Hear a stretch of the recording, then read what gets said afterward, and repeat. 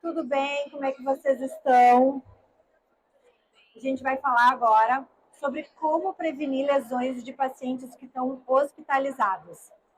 Agora, essa é a nossa última palestra do evento, né? Foram duas palestras, né? Todos os dias do evento. Então, vou me apresentar aqui para vocês e a gente vai falar sobre isso, sobre a prevenção dos pacientes. É muito desafiador quando a gente tem um paciente internado, porque às vezes a gente tem paciente que é grande, né, e a gente tem algumas coisas aí que fazem com que ele tenha novas lesões na internação, e é tudo que a gente tenta evitar. Então, meu nome é Vanessa Beregaray, sou médica veterinária, fiz residência, mestrado e doutorado na área da cirurgia. Minha linha de pesquisa sempre foi o manejo de feridas, então faz um bom tempo que eu falo sobre esse assunto. E muito do que a gente tem para evitar, né, na hospitalização é complicações das feridas cirúrgicas ou de novas lesões que podem acontecer no paciente durante esse período da internação deles. Aqui tem meu Instagram também, meu contato. Então, quais são os principais riscos do paciente, né, dentro do nosso objetivo aqui, que é falar de manejo de feridas? Quais são os principais riscos que o paciente corre estando internado, né? Contaminação, tanto da ferida cirúrgica como contaminação de acessos venosos, também é um risco. Úlcera de pressão, por ele ficar internado, muitas vezes um animal ou um cão grande, que a gente não tem o acolchoamento suficiente, ou um gato, né, muitas vezes pelo formato que ele acaba se posicionando, pode fazer lesões de úlcera. Ele pode lamber excessivamente, né, a ferida cirúrgica ou o acesso, ele pode comer o curativo. Talvez quem já tenha passado por essa situação de ter que avaliar se o paciente está com um corpo estranho por um curativo é um grande aperto. E outra coisa que pode acontecer são as assaduras por diarreia, assaduras por urina, e todas essas lesões aqui, todas essas situações, tem como a gente tentar prevenir para que não piore o caso do paciente. Uma das coisas que eu falei em todas as apresentações e que vai fazer a diferença no cuidado de qualquer tipo de ferida, se vai ser uma ferida cirúrgica ou se vai ser uma ferida aberta, é a lavagem de forma adequada dessa ferida. E como é que se faz essa lavagem de forma adequada?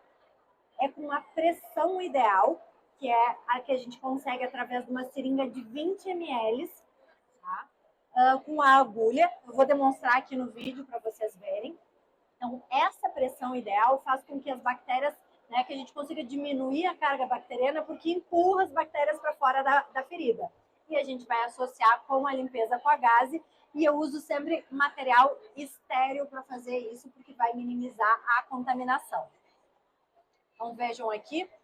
Então, lavar sob pressão é algo que todo mundo pode implementar na sua rotina, que vai melhorar tanto o cuidado da ferida cirúrgica, como o cuidado da ferida aberta. Então, a gente lava a uma certa distância, através da agulha que acompanha a seringa, normalmente, a agulhinha preta, pode ser. E vejam, né? A gente vai, quando faz a limpeza, né? Eu estou usando ali o material estéreo. A luva pode ser uma luva de procedimento. Luva estéreo eu só uso em pacientes que são imunocomprometidos, gatos FIV-FeLV, pacientes que estão em tratamento quimioterápico. E aí eu faço a limpeza, não exatamente da ferida, da onde o soro foi. A gente não vai passar, quando está passando a gaze, a gente não vai, aqui como uma ferida aberta, eu não vou esfregar na lesão. Eu sempre vou, quando eu passei o soro empurrou as bactérias para a borda da ferida. Então, é na borda da ferida, tanto na ferida aberta quanto na ferida cirúrgica, é nas bordas que a gente vai passar e vai tirar esse excesso com a gaze. Aí eu posso tratar. E tem outro cuidado que é muito importante. Esse soro ele deve ser aquecido. Para que a gente esquenta o soro? Vou dar duas razões para vocês. A primeira delas está relacionada com a fisiologia da cicatrização. O processo de cicatrização é um processo que precisa de uma temperatura ideal para acontecer. Tem temperatura, tem pH, não é tudo que acontece. Quando a gente usa um soro na temperatura ambiente, isso vai resfriar a região da ferida e vai fazer com que o organismo precise gastar energia e tempo para reaquecer e o processo de cicatrização voltar. O que a gente tem em literatura, em pesquisa, é que esse tempo é de 3 horas até retornar à temperatura. E quando a gente aquece o soro, cai também a temperatura, mas ela retorna em 30 minutos. Isso quer dizer que se trocar o curativo 3 vezes ao dia e lavar com soro na temperatura ambiente, vai ficar quantas horas sem a ferida cicatrizar? É muito tempo, não é? Então, isso acaba retardando o processo, né, de cicatrização. E tem um outro ponto que é indiscutível, que é o conforto para o paciente. Solução aquecida é muito mais confortável, né, para ele quando ele recebe essa limpeza. E a solução, né, a lavagem da ferida é algo que a gente faz em todas as etapas do tratamento.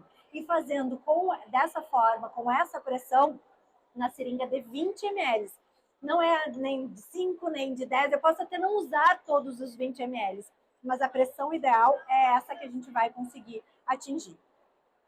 E como que eu vou prevenir a contaminação? Lavando a ferida, usando kits para cada paciente. Como é que eu faço esse kit? Esse aqui é uma foto do meu kit, tá? Eu vou pegar o material cirúrgico sempre, mas não precisa ser aquela melhor pinça, nem a melhor tesoura, né? Ela pode ser aquela que já não tá na caixa do cirurgião, porque já não tá tão eficiente. E aí o que eu vou fazer? Eu vou separar uma tesoura, uma pinça e uma hemostática, pego um bolinho de gaze e eu faço o pacote e esterilizo. Cada paciente que eu atender, eu vou usar um kit estéreo.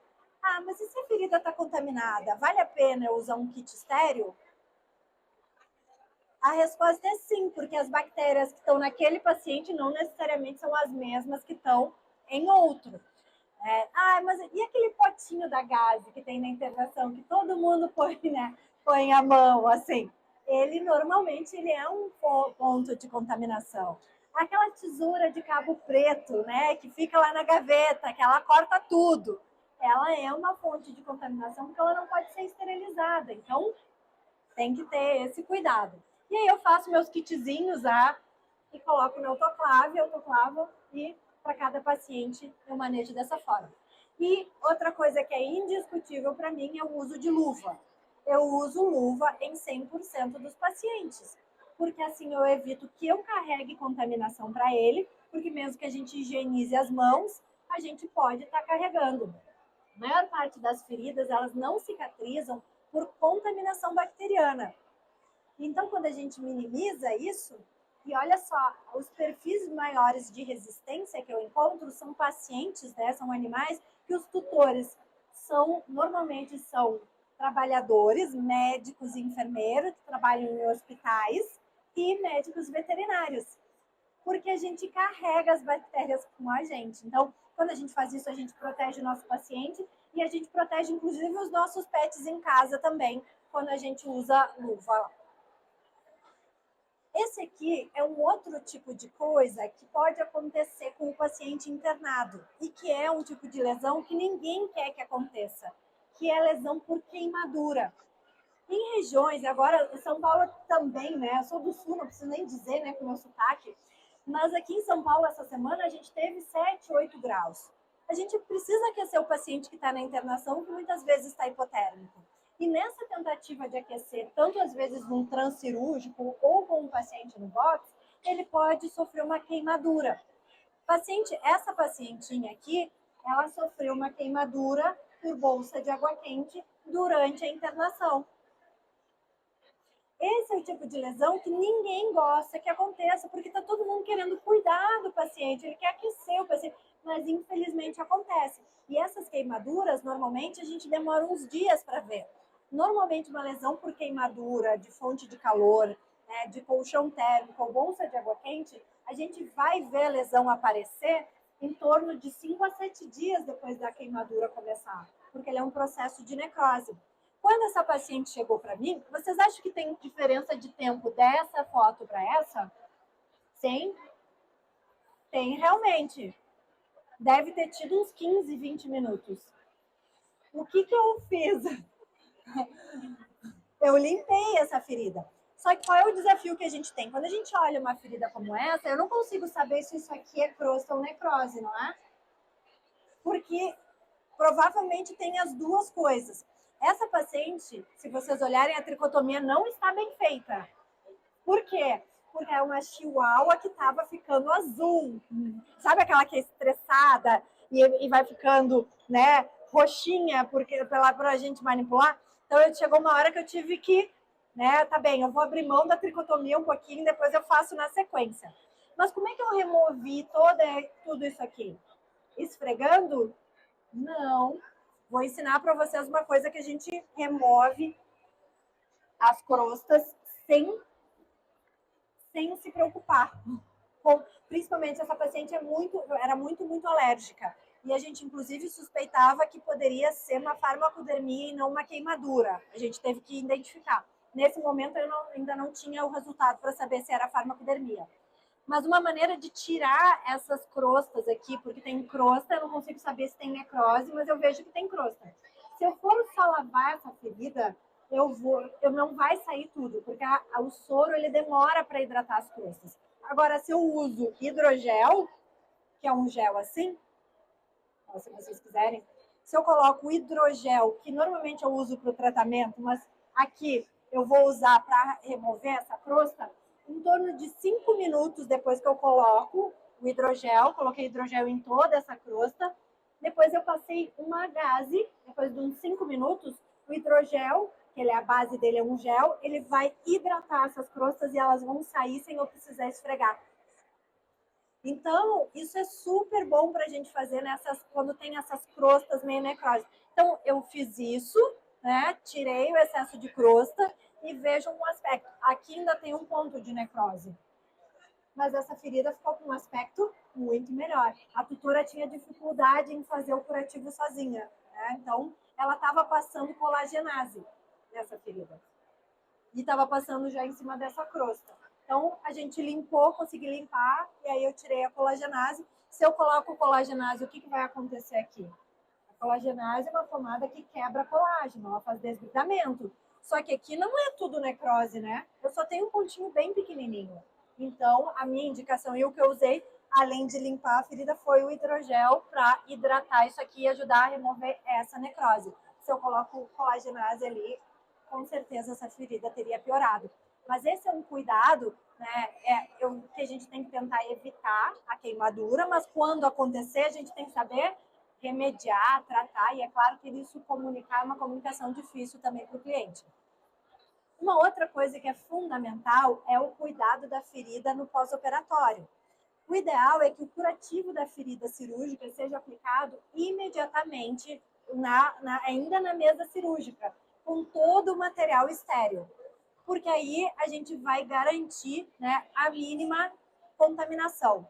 O principal momento de contaminação de uma ferida cirúrgica são os 3 primeiros dias, porque mesmo suturada uma ferida, né, mostrando aqui, mesmo suturada a ferida, entre um ponto e outro, ainda está aberto e a bactéria consegue entrar.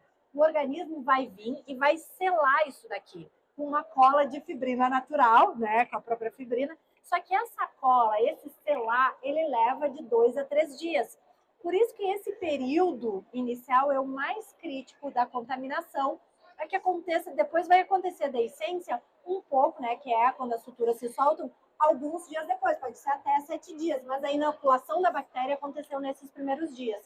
E aí a gente pode usar, dependendo da ferida cirúrgica, se for uma ferida de uma cirurgia eletiva como uma castração e que não tem muita característica de exudação, eu posso usar um curativo adesivo. Acho que eu vou precisar que alguém passe o vídeo que não entrou direto. Consegue clicar só no vídeo ali para mim, por favor? Então, se é uma ferida que não vai exudar, eu posso usar um curativo adesivo. Para colocar um curativo adesivo, eu sempre vou colocar, eu não posso colar um curativo adesivo direto na ferida cirúrgica. Eu tenho que colocar uma gaze. Vejam ali que eu estou aplicando o curativo em cima da gaze, uma gaze não aderente. Esse é o ideal. Para uma ferida que não vai ter grau de exudação, como de uma castração. Quanto tempo pode ficar esse curativo? Até 7 dias. Se essa gaze não sujar de sangue, se não tiver sangramento, se não tiver exudação, esse curativo pode ficar até 7 dias. Ele dura 7 dias? Depende um pouco da oleosidade da pele do animal. Dependendo, ele vai descolando. Pode ficar, o ideal é que ele fique pelo menos 3 dias, que aí é aquele tempo mais crítico da contaminação.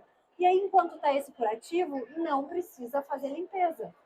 Para o tutor é muito bom, é muito confortável isso, né? E minimiza a contaminação para o paciente também. Aí coloca uma roupinha cirúrgica, fica bem tranquilo. Só que tem alguns pós-operatórios que é característica de ter sangramento ou pode ter exudação. Por exemplo, algumas cirurgias reconstrutivas tem.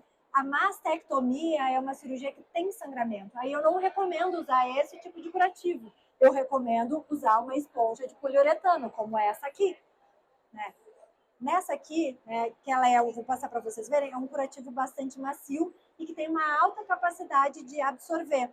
Esse curativo também pode ficar 2, 3 dias em contato com a ferida cirúrgica. Se é uma mastectomia ou que tem um sangramento mais excessivo, eu posso trocar em 24 horas. Mas não faz sentido eu trocar mais frequentemente que isso. Tá? E esse curativo, a parte branquinha, fica em contato com a ferida e a outra não. Ele é não aderente, então quando eu for trocar esse curativo, ele vai ser mais seguro, né, do que esse, a não ser que eu tenha usado realmente a gaze não aderente, que não é a gaze comum que a gente normalmente usa. Esse é um curativo que não vai grudar na ferida, então a remoção não vai doer, vai ser mais tranquilo para o próprio paciente e vai ter essa capacidade, então, de absorver.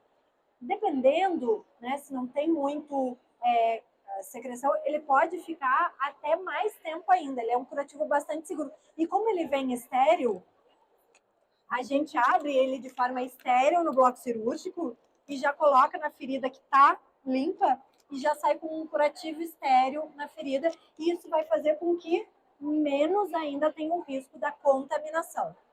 Aí deixa eu sair da frente.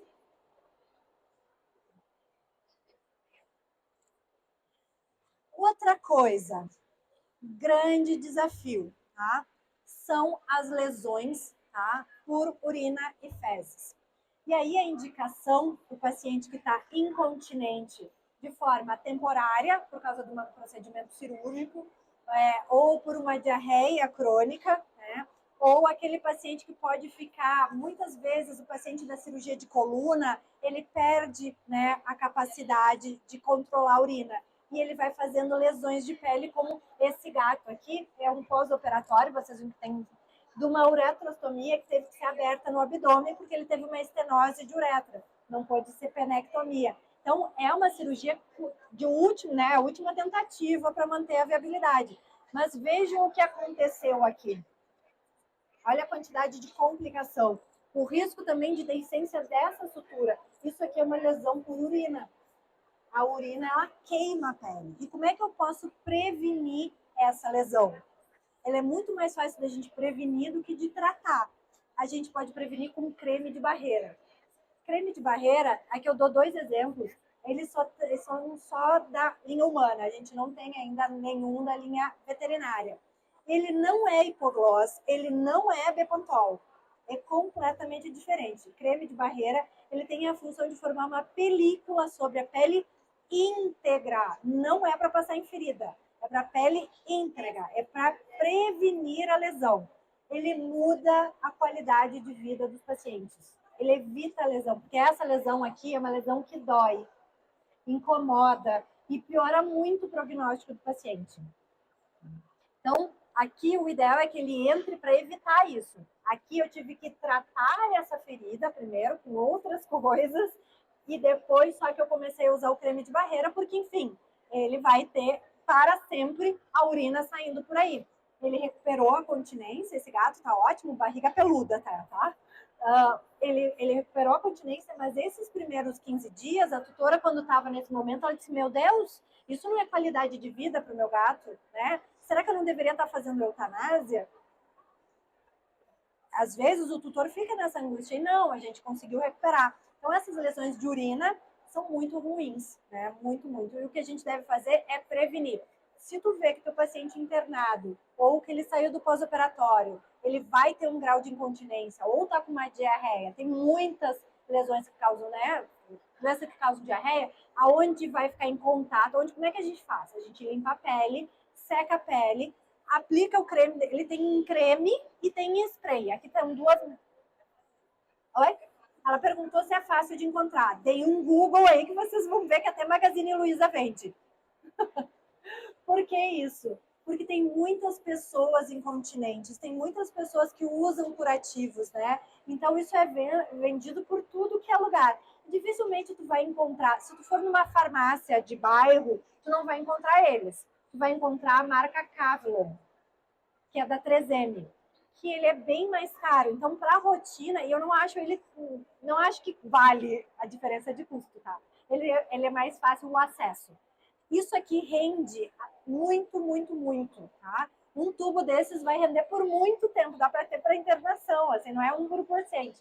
Porque a gente limpa a pele, a gente vai aplicar um pouco, vocês veem que desliza, e mesmo que o animal faça xixi ou que eu precise limpar ele de novo, a reaplicação é a cada 24 horas, porque ele sela a pele. Tá? Quando a gente passa na gente, a gente sente meio grudentinho.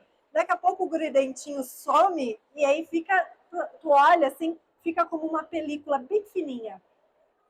Tá? Muito legal isso. O curativo adesivo que eu mostrei agora para vocês, ele vai fixar melhor se a gente usar o spray de barreira, né, o formato.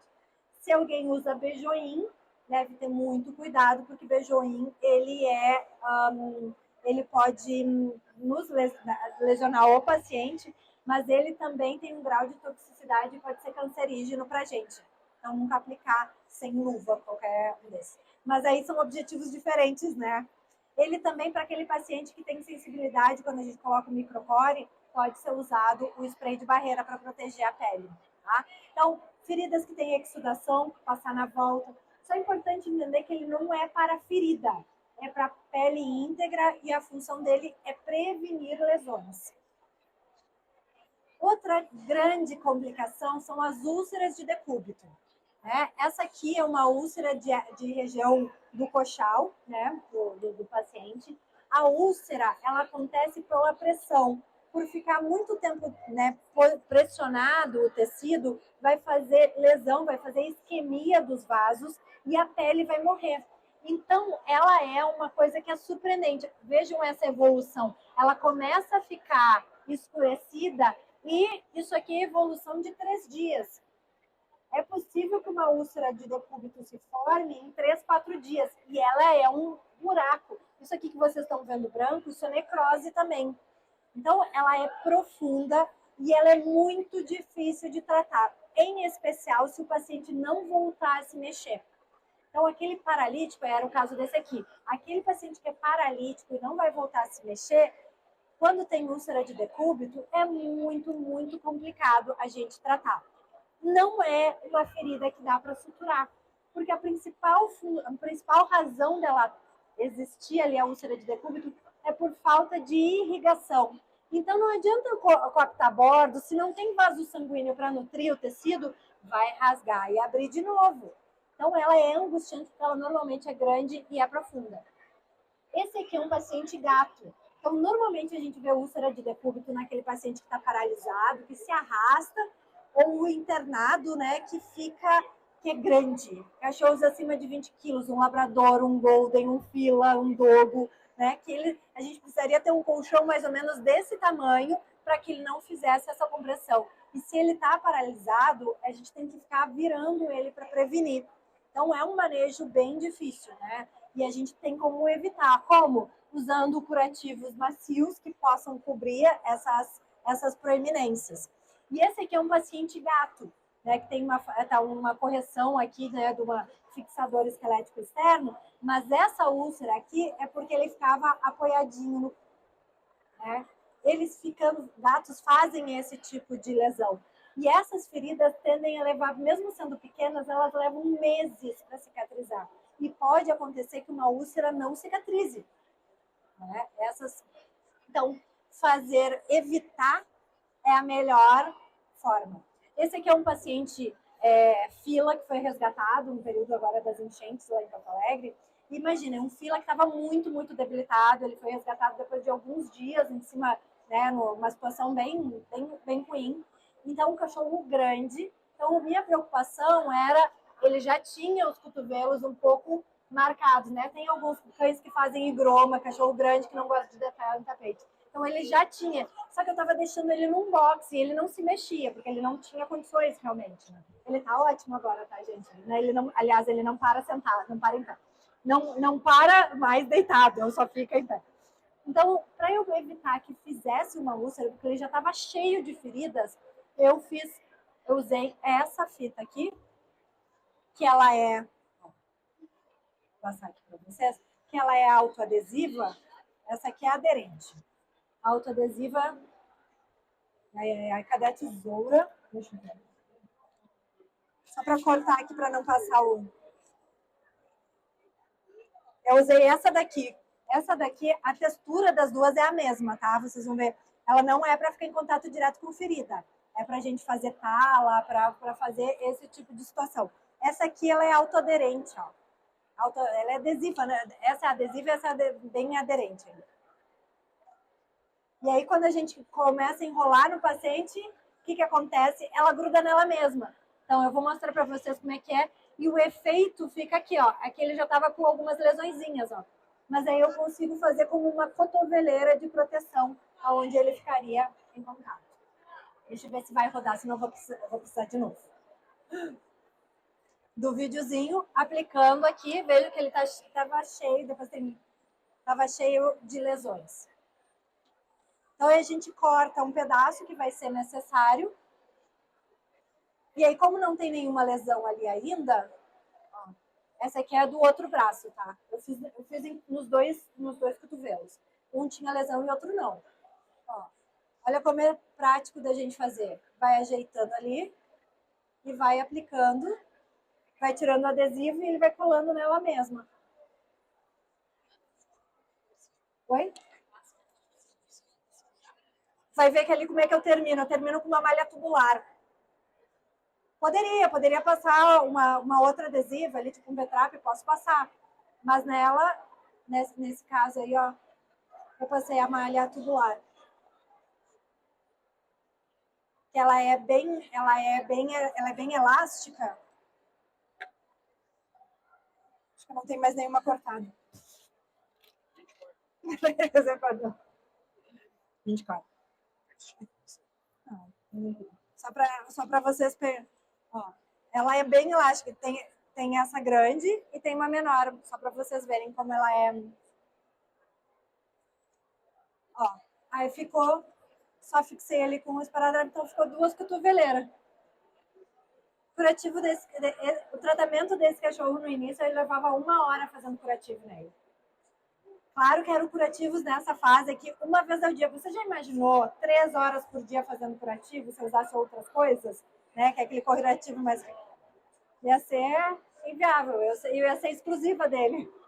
E a gente tinha vários outros para cuidar. Uma outra coisa que muitas vezes acontece é a contaminação. É a contaminação, né, das feridas durante o tratamento. Olha, fiz de tudo para evitar, mas enfim, tá, contaminou. O que eu posso usar?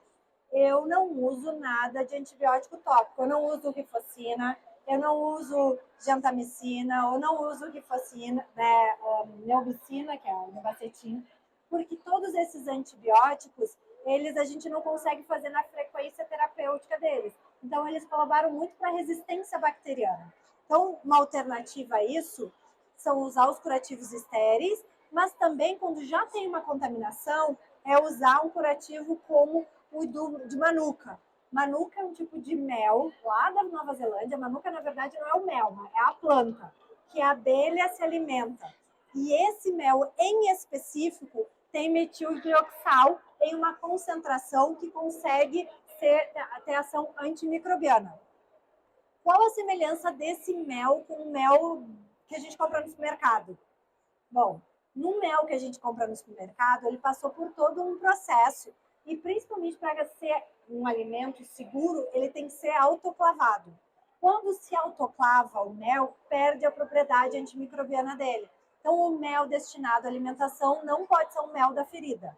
Aliás, nada que eu compro no supermercado, mel, açúcar, fralda, absorvente, nada disso deve ficar em contato com uma ferida, porque elas tendem a piorar a ferida, não a ajudar. Tá?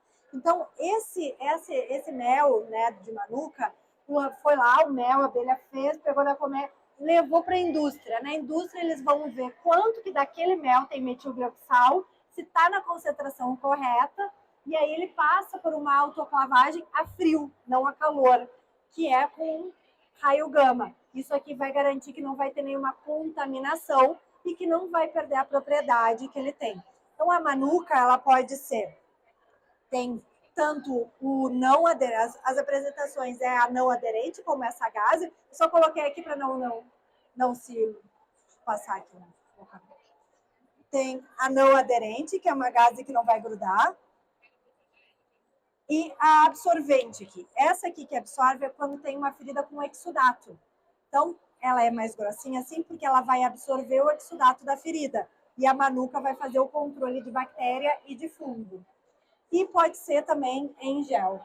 Então, essa aqui, se a ferida contaminou aí dentro da internação, e as nossas internações, por mais que a gente faça, ó, essa é bem, por mais que a gente faça todo esse cuidado, sempre é um risco. A gente está tratando com um animal debilitado, que vem de tudo que é lugar, né? Cada um com a sua própria contaminação. Então, a Manuka tem isso, tem essa característica. Além disso, ela tem a propriedade de diminuir o pH.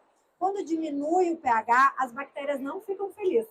Elas gostam de pH alto para viver. Então, o pH baixo não tem crescimento bacteriano e ele é melhor para o processo da cicatrização. As células vão funcionar melhor nessa forma. Olha só. Então, esse aqui é ele cheio de curativos, né? Então, tenho vários tipos de curativo. Às vezes a gente tem uma ferida que é grande e a gente aplica mais de um curativo. E às vezes a gente tem um paciente cheio de ferida e a gente vai, em cada uma das feridas, a gente vai avaliando e vai aplicando. E os nossos pacientes precisam colocar colar, porque esse sem vergonha, ele lambia as coisas, ele tentava tirar, né? Assim como a maioria. E esse paciente aqui, ele não ficou muito. Ele é um fofo, tá? Ele tá com uma cara de brabo aí, mas é que gato em foto é o jeito que ele quiser aparecer, né? Nem sempre vai ser o jeito que a gente quer. Esse aqui é aquele mesmo da úlcera que eu mostrei antes, do fixador externo. O que eu usei no tratamento desse gato? Em cima da úlcera tinha uma esponja como essa, que a gente não tem mais, ela tem vários tamanhos, mas já acabou todos, né? A pequenininha, né? Eu coloquei a esponja pequenininha, estéreo, sobre a ferida, o hidrogel e essa atadura aqui, ó, que é como uma atadura, só que ela, olha só, ela é autoadesiva, então ela não escorrega, porque quando tu aplica em cima uma atadura comum, uma atadura elástica, né, que é super boa, alta qualidade, mas quando tu passa em cima daquele fixador, normalmente ela vai escorregando, né? Quando tu passa essa aqui, ela cola nela mesmo, vou passar para vocês verem, ela cola nela mesmo e não escorrega.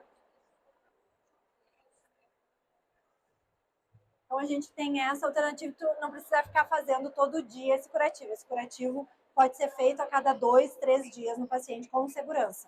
Eu posso fazer um curativo a cada 2, 3 dias com gase? Não posso. A gase não consegue me garantir esse ambiente que esses curativos dão. Então, se a tua única ferramenta é gase, vai ter que continuar fazendo curativo 2 vezes ao dia, na maioria das vezes. Quando a gente usa esses curativos avançados, a gente consegue diminui essa frequência, é muito mais eficiente, melhor para o paciente, que não é sempre manipulado, é melhor para a equipe, que muitas vezes está lá enxuta, às vezes tu tem um animal que é bravo ou estressado. E a gente precisa usar diferentes formas, né, de evitar que o animal morda, lamba, arranca e, pior ainda, coma o curativo e fique com um corpo estranho, porque isso não é incomum de acontecer no paciente da internação. E é uma angústia para quem é responsável da internação, ficar acompanhando se vai ter que operar, se vai ter que tirar, né, o que vai acontecer, se o Vetrap vai sair nas fezes, né? Já passei por isso com alguns pacientes, né? E aí a gente tenta evitar isso com os colares, né? Com os colares cervicais. A Cruze, que é responsável por esses curativos que eu mostrei aqui para vocês, ela é uma empresa muito antiga, né? Que veio lá da Europa. E eles foram os criadores do colar elisabetano. E aí, então, vocês vão ver que, e desde aquele tempo, né? O que aconteceu? A gente tem várias opções de colar. Mesmo do cone, a gente já tem cone com uma coleira mais macio, a gente já tem cone específico para braquicefálico, já tem aquele, às vezes tu tem um animal aqui tal de fuço longo que o outro cone não adianta. Às vezes eu tinha um outro paciente que era um border collie que ele quebrava todos os colares. Ele só foi ficar quando eu coloquei um colar de rosquinha assim, porque aí ele não conseguia quebrar. Então, o que é importante a gente mostrar para os tutores, que muitos não aderem ao tratamento com colar, porque eles ficam com dó do paciente. Então, é importante para a gente mostrar que existem mais de um tipo de colar que pode se adequar melhor àquele paciente, né? Então, sempre tenham, né, mostrem essas opções para ele. E ainda tem esses tipos de curativo, né, que ficam nas articulações, não são curativos, são tipo uma, né, prótese, órtese talvez seja, né? Não sei qual é o nome, me fugiu agora o nome específico. Que normalmente é para não ficar mexendo, ele é de neoprene, né? Para não ficar mexendo a articulação, mas eu também uso para segurar alguns curativos. Tá? Então é uma ótima opção, principalmente, né, para evitar úlcera também. Então eu posso ter essas opções aqui. A cicatrização, de uma maneira geral, dos nossos pacientes, ela é alcançada de forma mais eficaz quando a gente diminui a carga de micro-organismos. Então, contaminação é um dos maiores problemas que a gente tem no tratamento dos pacientes de forma geral, né? Porque as bactérias estão ficando cada vez mais resistentes e a gente tem esse super desafio. E a gente tem que usar o curativo para manter o meio úmido de forma adequada. Nenhuma ferida se beneficia em ficar aberta. Não há vantagem de manter uma ferida sem curativo. Não há. Tá? Tem alguns lugares que é mais difícil de colocar curativo. Então, queria agradecer a vocês. Esse é o meu Instagram. Acabei não falando. Ontem foi lançado o manual de emergência.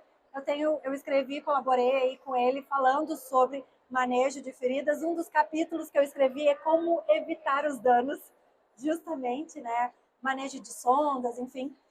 Então já está disponível uma referência de literatura em português, porque normalmente isso é em inglês. Lá vem passando a Camila, mais uma autora do livro